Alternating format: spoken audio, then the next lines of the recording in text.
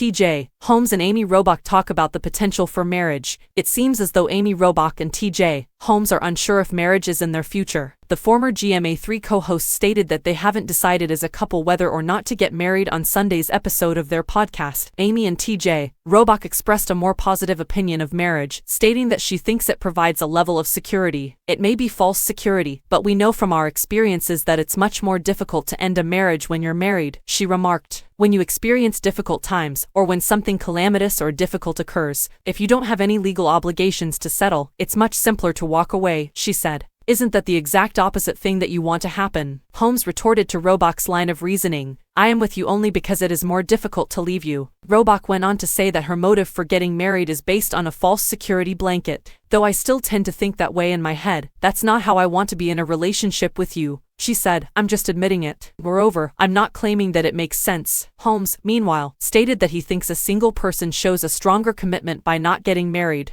because you can simply pick up your driver's license and leave tomorrow or the following day, he remarked. When Robach questioned Holmes later in the podcast episode about whether he wanted to live with her, he answered in the affirmative. She remarked, I was actually prepared for either and I had no idea what you were going to say. Enlarge the article's logo, read on for more. Holmes stated that he finds it difficult to be apart from Robach. Then, because they work together, the two mentioned how much time they spend together.